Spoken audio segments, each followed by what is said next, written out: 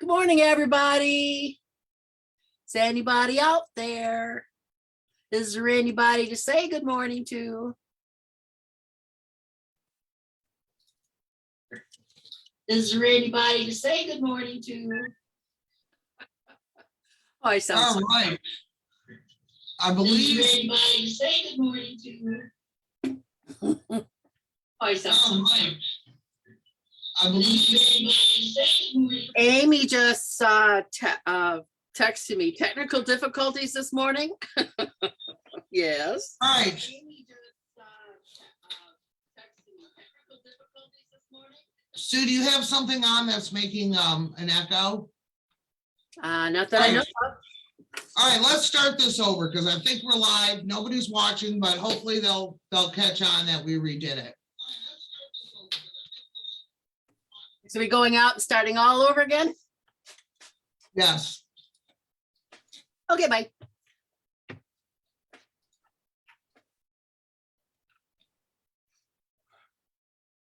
All right, let's go. Good morning. It's 9 a.m. Friday, February 11th, 2022. It's Welcome 9:06. to Good News. It's live at 9:06 today. So good morning, everyone. I'm Carrie Van. I'm the communications manager at the church. Somehow we've managed to become live somewhere, so it's all good. We hope. We just wanted to have a fun Friday, correct? We just wanted to have a fun Friday. On Friday. So we're gonna let our guests in, or are we gonna Yes, let's just let our guests in before something else happens. All right, today we are interviewing Ernst and Mark Dabiero. Dabiero. Hey, it's Dabiero. Dabiero. Good morning, Pastor Tim. Good morning, Norma. We are definitely live. Good morning, guys. Hello. How are you? Hello. We had a few moments of sheer panic, but other than that, we're doing okay. Well, Nice ceiling, Mark. That's a pretty light. Where are you at? I am at my house in New Hudson, Michigan. Yeah. Okay. You need Yeah, to well, angle your you're screen a little feeling- bit. You're just seeing Say it it. again. yeah, you kind of need to move your camera, Mark. Move Yeah. my cane. Yeah. Yeah, you always see. There you go. There you are. Well, hey, is that? Yeah. I gotta turn off my light. Let me turn off the light. It won't All right, glare. go ahead. Turn off your light. I almost turned off my computer at 9 o'clock when everything was going crazy. Yeah. So it's really great to have you guys here again. I was laughing last night because I was thinking about all the problems we're having with each other's names. I was happy to find out that Mark calls Suzanne Susan, and I still can't say Mark's last name. The only one we can say right is Ernst. So please tell me that's how you say your name. Yeah, it is, and you say it perfectly. Being down in the South, I have lived an entire life being called Al Ernest. They want to get the extra syllable in there, and Yeah, so no, it's actually Al. we got yours right. I just for the life of me can't say Mark's, but he's not picky, so it's all good. Maybe Yeah. he is. Good morning, Tracy. Hi, Robin. Hi, Sandy. Hi, Ken. We have a lot of people watching us. We're excited because Al, you're probably getting ready to come into Michigan soon. I am. I'm getting on the plane tomorrow morning, and will be a journey. My little town of Sarasota, Florida, doesn't have any direct flights into Wayne County, so I'm flying up kind of up the eastern seaboard, then making a turn and coming over to you guys. So, Fantastic. Sarasota, LaGuardia, and then LaGuardia to Detroit. All right, great. That sounds normal. That sounds like a normal trip. Yeah. For me, it is. Yeah, that's true. I should be going through Seattle as well, but before I get to Detroit, because that's wow. Yeah. Fly out of the country, go to a couple. Right. Well, I mean, way. yeah. Well, after 27 years on cruise ships, I can tell you when I would work the Alaska runs, getting me to Anchorage, Alaska, or Juneau was, I spent the southern half of the western part of the United States, and then would make a big L and come up till, I mean, I've been rerouted all over. So I know the run. Yes, that's, I'm sure you've spent a lot of times on planes, right? I am a lifetime medallion member on Delta, lifetime gold on American. And so, yeah, that means you've acquired over 2 million miles on each of those. Wow, wow. So you could go anywhere for anywhere you wanted to go on a vacation, I'm assuming. Well, no, they still make you pay, but you at least get the little perks. And being a fat, I'll take the perks because that you get the shorter line and security and some of those things. But no, the free stuff went away a long time ago. Oh, that makes me feel better because I have a lot of Delta points just sitting there. Amy Bowerman's watching. She said even Mark's friends don't know how to pronounce his name. How funny. I feel better now. We'll just call you Motown Mark. That works. Mark. Yeah, I know. Mark, Mark's easy. yeah, just no, that's Mark's fine. Dabiero is fine. Dabiero, any of them. I'm good with all of them. I know. I have your name. I'm like a weird stalker because I have your name phonetically spelled all over in my office. But then every time I say it, I don't, whatever. You're doing absolutely fine, girl. She keeps wanting to put you in the bar. She keeps wanting to put you in the bar. You know, I got all these Post-it notes. That's how I run my life, Post-it Yeah. notes. Well, But yeah, go ahead, Mark. no, I was going to say if you're worried how to pronounce Mark's name that badly, you've got way too much time on your hands. Yes, you, know. you are right because Mark is one of the most easygoing people I've ever met. So yes, you are right about that, Al, for sure. That's a compliment. Thank you. So we've done all our hard work. We have people that are lined up and excited about coming to our show. Heard Amy's gonna sing. I know Mark is going to be there opening up the show after Amy. I was wondering, how do you guys come up with your jokes when you work together? How do you brainstorm? Like, how do you figure that out? I gotta tell you, Al, I'll go first on this one because having a large family the way that I do, I'm talking, we constantly have things coming from these kids and they say some things that are incredible. Just this morning, my wife's talking to my daughter and she takes her kid to childcare, Charlie. And so he said something about asking her what a blackout is. And so his mother said, wow, that's, I can't believe you're asking me that question. He's only, 5 years old, whatever. And she said, that's a good question. He says, yeah, Mom.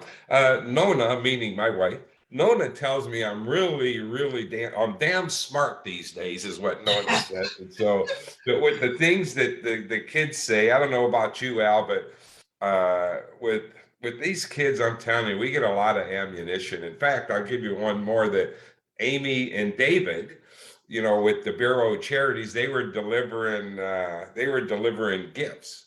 And when they delivered the gifts and they would have like 6 families, we would buy the gifts and then we would deliver to the houses.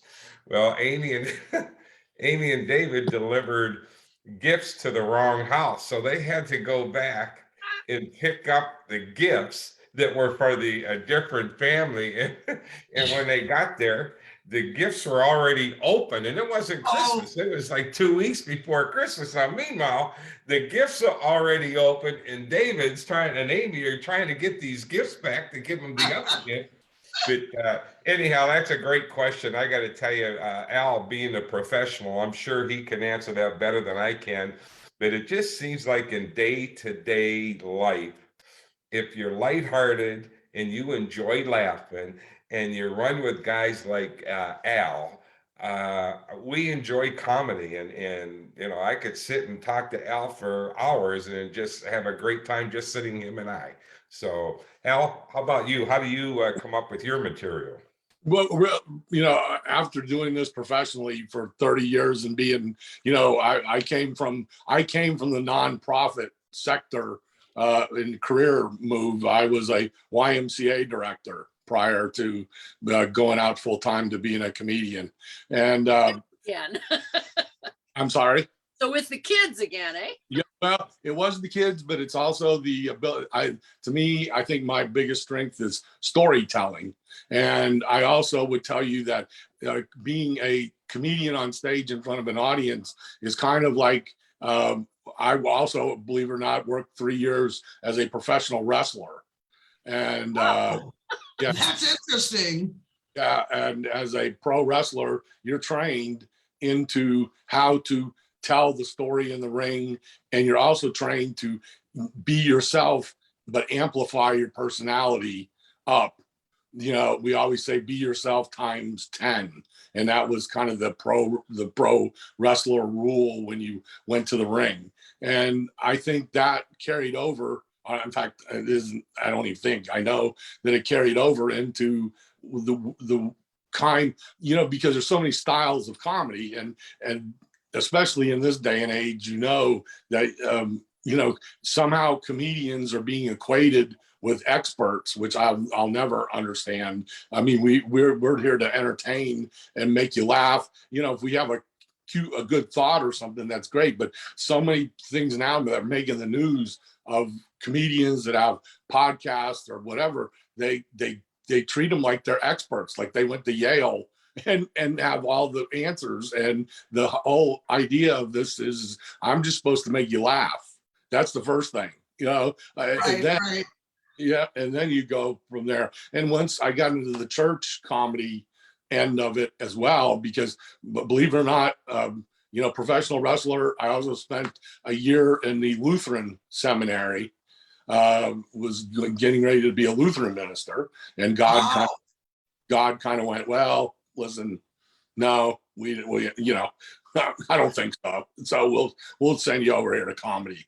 No, but and when as I went on to that side of it too, I began to understand the depth of what people would connect to, you know, because you know, within our church and everything like that, you want to connect to people in at a different level than just having them sit there and laugh at your jokes. And for that, you have to make it personal. You have to talk about your own experiences and the mistakes. And as you'll hear on Sunday, the better part of my show is the funny of my own personal mistakes. You know, I'm not one of those guys that blames anything on anybody else. I own my mistakes, and I can turn them into funny. That's so you went from professional wrestler to possible minister. That's a big stretch. Well, I actually started as I was a YMCA director and was very active in my church. Went to college and was going to college, and was going either into the Y. Well, went into the Y as a professional. And what happened is you have to understand, I was living near Atlanta, Georgia, which is a hotbed, you know, that we all still believe it's real down here. And the wrestlers would come to our Y to work out. And I got to know them as I was the direct, you know, and you know, would question them, and they did a bunch of really cool things for the kids in some of our after school programs and everything like that. And I only wanted the job to be the ring announcer. That was my thing. I wanted to, you know, go, ladies and gentlemen, now making his way to the ring area. I mean, that was what I wanted to do. And they gave me that job. But in addition to that, they said, you need to learn how to train. And I'm like, I'm just going to be the ring announcer. No, Al, we're going to set something up for you. And I was like, what am I getting myself into? And basically they trained me in what in the wrestling world is called how to take a bump, meaning how to fall correctly so you don't break every bone in your body. And I had a wrestler that was going to be my arch rival. I was the ring announcer, and he was going to body slam me, and then the good guy was going to come in and save me and it worked out perfectly, except the bad guy, who is still a great friend of mine, when he gets into his mode, he doesn't know how hard he does things. And not only did he slam me, he lifted me up over the top of the ring and threw me outside the ring. Oh my. Yes. Oh no. I landed floor, outside the ring. The crowd's going crazy. The good guy comes in and saves me. They take me back to the locker room, and the promoter comes in and goes, "Al, that was great. You're fantastic." I said, "Yeah, that's because it really hurt. That's why." Yeah, I quit. So, I quit. How not to hurt? yeah. So as we went along, we started learning. I learned a lot more technique and everything like that, and then started doing stand-up comedy as well, the TV, et cetera, and then made the decision to kind of go into this full-time, a couple of years later. So it's been quite a journey, because I say this in all sincerity, is that you got to have a lot of fun and laughter with it, but you also, as we are people, of our Christian faith, you also are in situations that may not be so easy to maintain that. So it also helps cement my own personal values, because I had to figure out how to get along with these people and have a good time and be friends and with them, but yet not participate in some of the things that might or might not be happening along the way. And then have an opportunity also to say to them, when somebody said, "Wow, you didn't go do this," and I'd say, "Well, it's not my thing. It's just," and you almost have an opportunity to be the message carrier that we're all supposed to be, without being the pressure guy. It isn't pressure.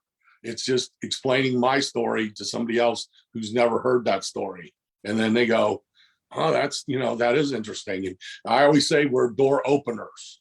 We open God's door. God does the rest of the work.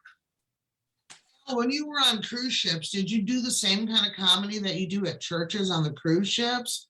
It depends on, you have to understand, it depends on what type of show it was. We have, there's, several different types of shows. None of my material, even what you would call my nightclub material, is anything that I would think anybody would, raise their eyebrows at.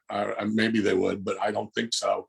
But I really learned you can make anybody laugh, from a biker bar in the most hideous area to a cruise ship to the most stodgy people. And I know you're not, but I'm just saying, people in the church. We're definitely not stodgy. You'll love our church. Yeah, but you want to engage. I want to, when I go out there, when I do my thing, I want to engage as a storyteller. And then that makes all the difference in the world. It makes you comfortable. It makes me comfortable. And now we go on this journey together.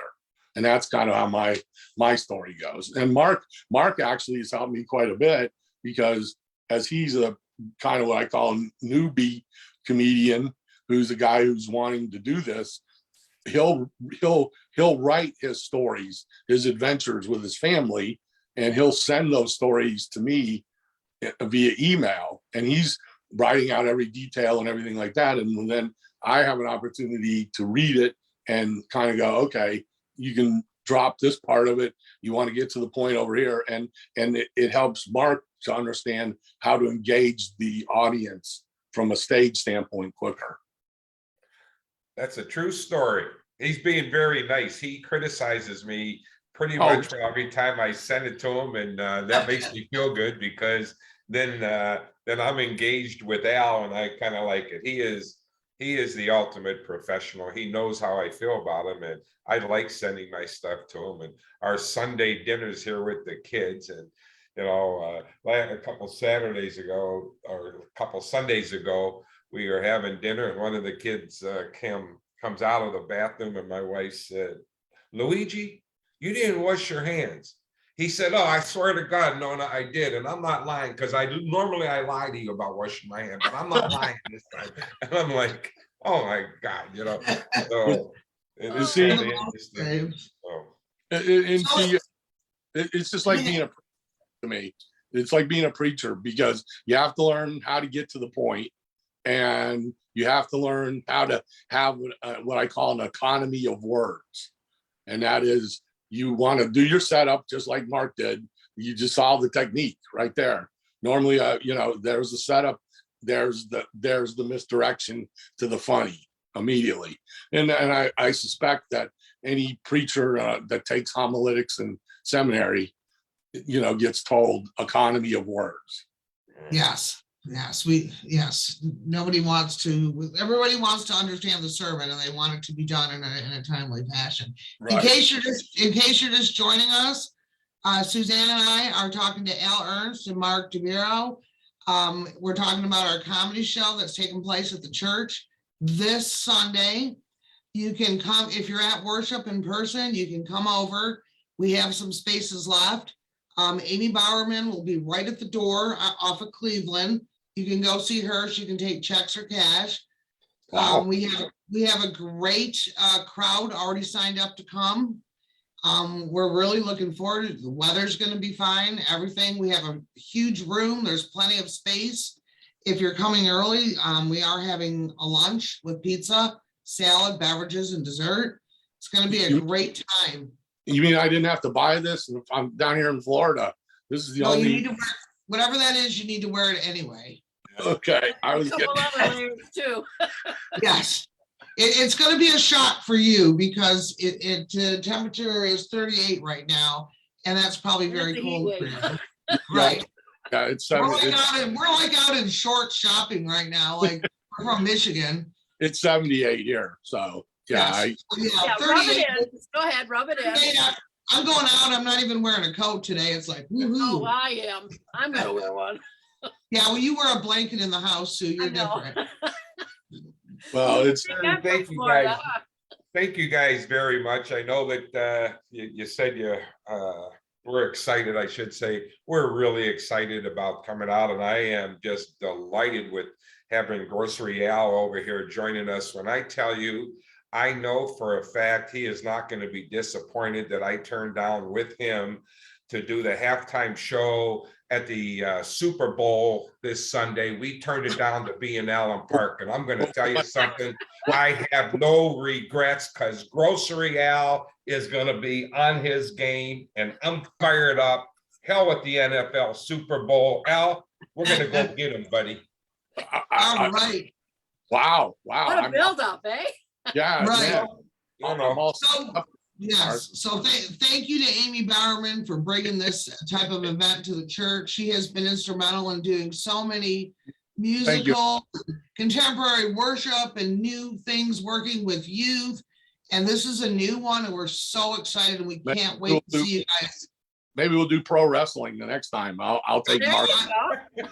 Tell me when. I'll start promoting. I'm like Mark. I'm a promoter. Let me know. Yeah. Professional wrestling sounds great. All Well, right. you're not throwing me out of no ring, Al. I'll tell you right now, I'm done. I'll run. You can't No. catch me. I guarantee you. Yeah. You can outrun me, Mark. Right. Yeah. Well, hey, Good. guys, It's a church. thank you very much for having us. We really Yeah. appreciate it. I know you Right. have your other business you got to take care of. Brother Yeah. Al, you know I love you. Thank you for being Tomorrow. a part of this, Al. I'm proud to be working with you, and I guarantee you for sure Al's going to hit a home run. I guarantee All right. it. I'm not. Safe travels. We'll see you Alrighty. soon. See you All right. Sunday. Guys, Bye, bye-bye, guys. groceries. See you Sunday, Mark. All righty, bye-bye. We also have something different, I think, that Mark hasn't even done before, I believe. And that we have a link. So if you can't be at the show in person on Sunday, or you don't want to be, there's a link that you can get and still support the fundraiser. And then you can watch it at home anytime after the show is finished. So if you want to watch it on Wednesday or next Saturday or next Sunday after you have dinner at Mark's, then you can you can watch the show. Right, after we have dinner with Mark's family. But the thing we want to be clear about is we're not doing a live stream. No, it like has we to be do for processed. worship. Yeah, it has to be Right. processed. So after the show is done, it should be like by 2:00 or whatever. It should be available, and then you can watch it whenever you want to watch it. So Right, and I did talk to our tech committee, and Eventually, we will be able, hopefully be able to live stream from the north lawn of the fellowship building, but we didn't want anything to go wrong, so we're just doing it this way. Yeah, we don't So want technical difficulties, right? Yeah, so like me trying to get on Facebook, absolutely, right. So, All right, so other than that, next week, Sue, we are talking to Angie Winton. She is the director or the founder of Metro Detroit Share. It's a mission that we have supported with baby blankets and other items. And she's also a Taylor councilwoman, which I did not know yeah, when I talked to her for Detroit Metro Share. She's a very humble, busy, and amazing person. You're gonna love hearing from her. looking See forward what else? to it. Yes, what else do we have going on? It's already 9:30, so this somehow ended up just fine. I am working on ChristNet. That's gonna get put. I'm gonna be pushing that out very soon, so I count on all of you to help me with that as well. I know many sunshine bags are being delivered this week for some of our friends who live in assisted Valentine's living. Day is Monday, so all Yeah, you guys out there, don't forget your significant Yeah. others. we have Don't want to be in the doghouse. Valentine's Day weekend. We have Super Bowl. We have worship at 10 a.m. and we have our comedy show. There is a lot to do this weekend. This weekend is A busy. lot to do, yes. So it'll be a fun weekend at the church. We always invite everyone. You're included to do whatever we do. We welcome you to join us at any time. Let's check the comments real quick. Hi, Doug Goddard. Hi, Jane Hillier. Amy's looking forward to it. She's jealous of the weather in Florida. Me too. Yeah. Doug Goddard said, have a great show, Al. Glad to meet you.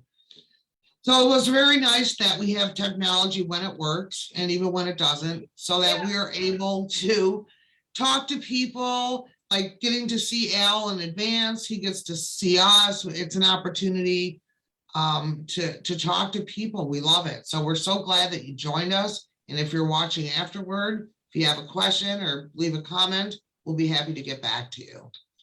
So Sue, we should probably let people get on with their day. Yep. And I think that's a wrap, friend. Yep. So now some advice from Matthew about taking one day at a time. Do not worry about tomorrow, for tomorrow will worry about itself. Each day has enough trouble of its own. That's from Matthew 6, verse 34. It's good to remember that too. Yep. So remember, you are a beloved child of God. God loves you, and so do we. So do we at Allen Park Presbyterian Church. If you need anything at all, Reach out. Reach out. Let us know how we can pray for you. Have a great day, my friends, and we'll see everyone this weekend. Stay warm.